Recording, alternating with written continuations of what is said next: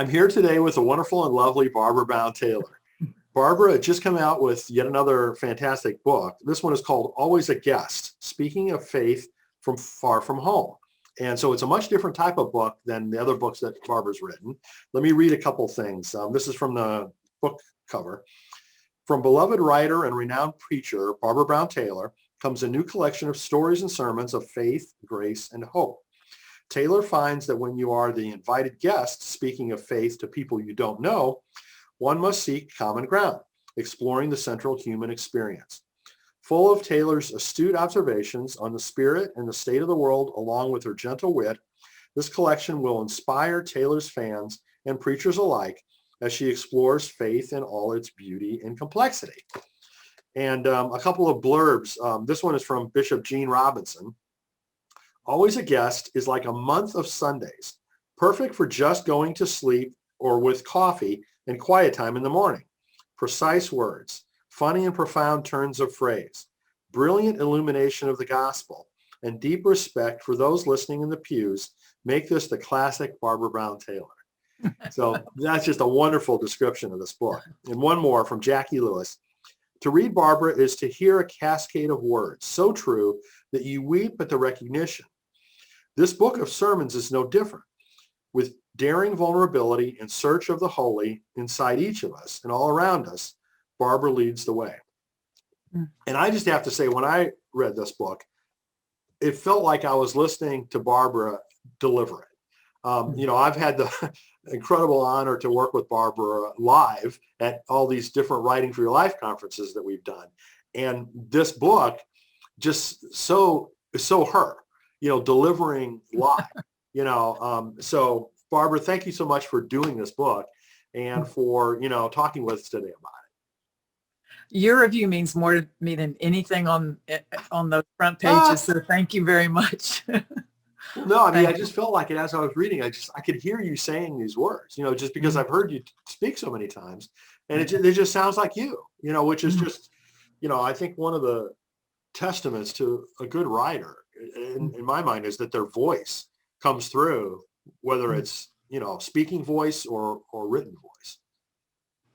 That's an interesting thing to say. I think that happened to me when I was still in full-time ministry, the idea of writing sermons, but writing them to be heard, not writing them to be read. And so more and more and more developing a writing style that was for the ear and not for the eye. In other words, I knew people were not going to be able to go back and read a sentence. They were going to hear the sentence. So it needed to be more compact. And it needed to have music in it. It needed to have a lot of things to attract the ear that an eye wouldn't have to worry about, because you can just go back and reread things. So there are virtues to both kinds of writing, for the ear and for the eye.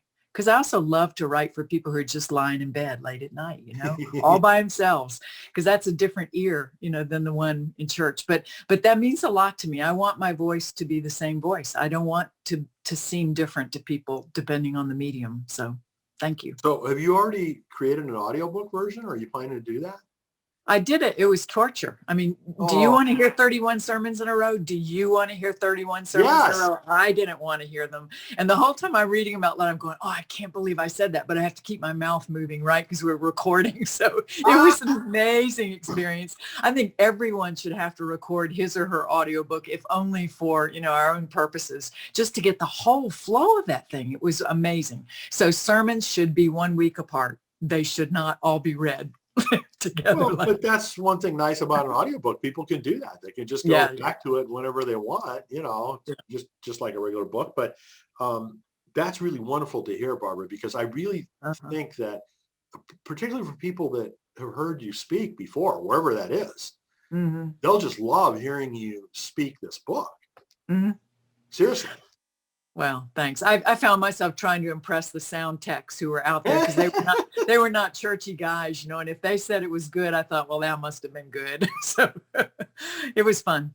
So, the other thing that this sparked in my mind, of course, was another idea to, and you don't have to say, if you think this is a good idea or not, but to create another book with all of your, presentations at our conferences. Barbara Brown Taylor on writing. it'd be a compilation, just something like one of these. Anyway, that idea for later. But Okay. Thank you. So did you change them at all or edit them at all before they went into the book? No, mostly I've done this before. I have a lot of volumes of sermons out, just none recent. I mean, none really in the last 20 years, which was the reason for this one. This is the last one. But almost, the experience is you just have to change the beginning. And I didn't change the beginnings too much because I wanted the guest nature of the sermons to be clear. So I would always kind of tag where I was. Is it a university chapel? Is it a church? Is it urban? Where is it? Is it a commencement? So there was not a lot of changing, but there were very few sermons. I mean, this was supposed to be a much fatter book. And when I went back over 20 years worth, honest to goodness, I probably found 30 sermons I wasn't embarrassed to have preached. Partly because of anti-Jewishness in it I had not seen 20 years ago, or, I don't know what. There were just a lot of things in them, but especially whether they were tuned to the times or not. In other words, a good sermon is tuned to the times. And guess what? Makes it outdated. So, there's even a sermon in this book about the recession. And now we're in a different kind of one. But there were sermons about 9/11. There were sermons about things that were urgent at the time. But now they're 20 years in the past. So that's actually a testament, I think, to the sermon. The sermon's supposed to be fresh. It's really not supposed to be in a book. Sure. But if you can get by with putting it in a book, good luck. So that's really an interesting observation. But yeah. So like, I know publishing houses or authors more and more are hiring sensitivity readers, Mm-hmm. To try to cull out some of the things like you were mentioning, like the anti-Jewish, or Mm-hmm. or racial, sensitivity or anything like that. I mean, it sounds like you kind of did that yourself, in vetting what went into this book.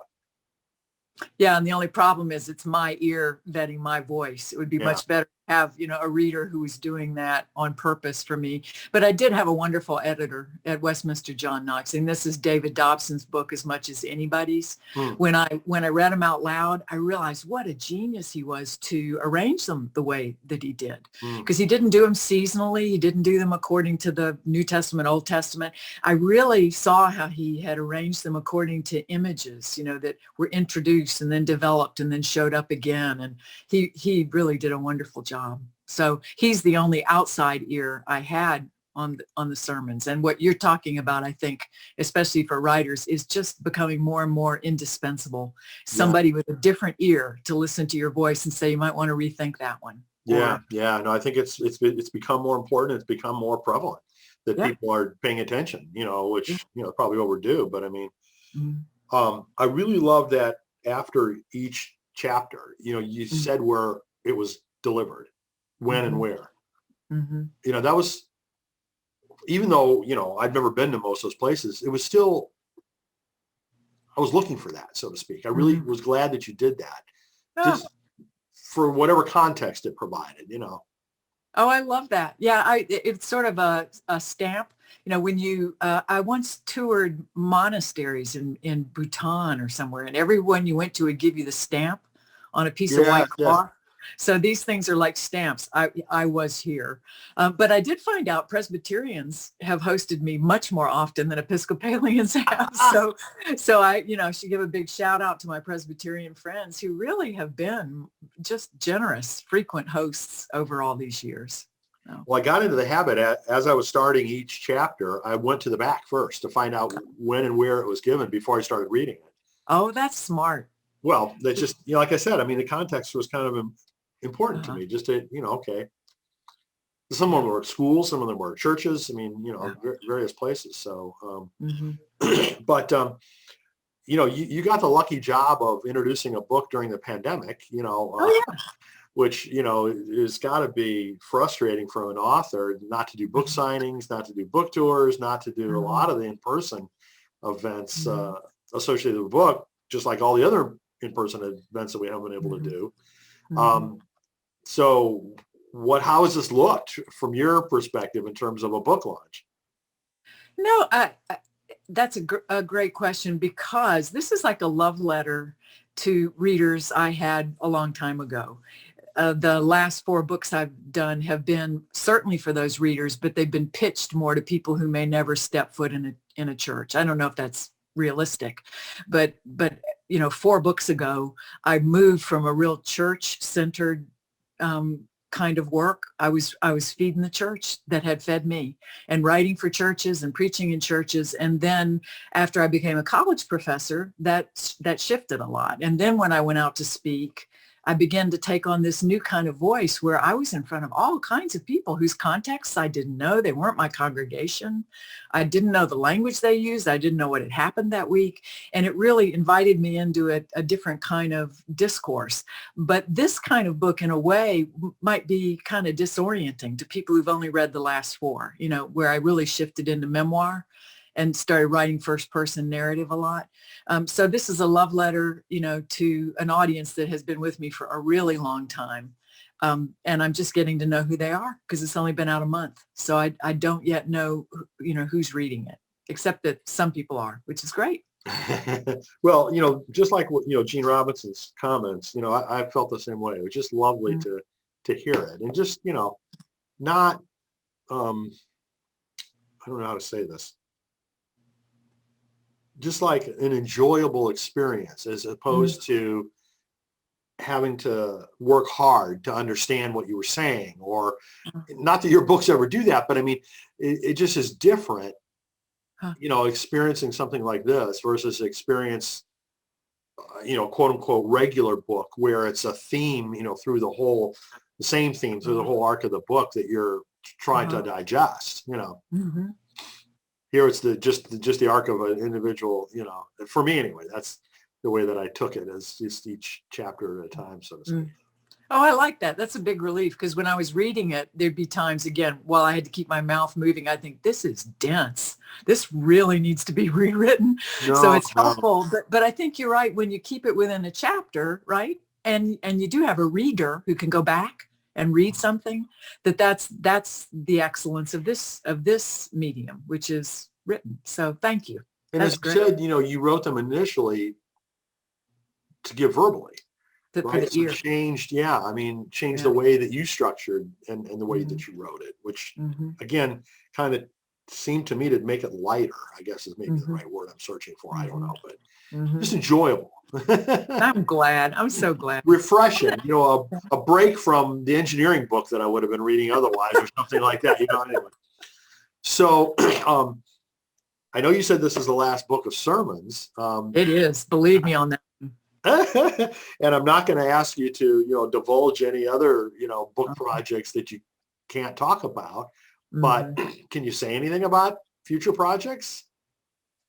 Yeah, I have, the pandemic's been good in that way because I've had a lot of time not to write. It hasn't been a great time to write because it's been a time of kind of unsettled mind and broken patterns. But in this relative quiet, I have thought of 2 or 3 things I'd like to do, and am interested in doing at least a book that looks different, that's much, much shorter pieces, maybe with woodcuts on another page, that is, I'm not going to talk about it yet because, when I talk about it, then people ask me how it's going. And then I want to just go stick in my eye or something. But yeah, I've had 2 or 3 ideas. And the one you proposed earlier is certainly one of them, because I've done a lot of writing for your life. And I have loved those assignments. So they're all saved up.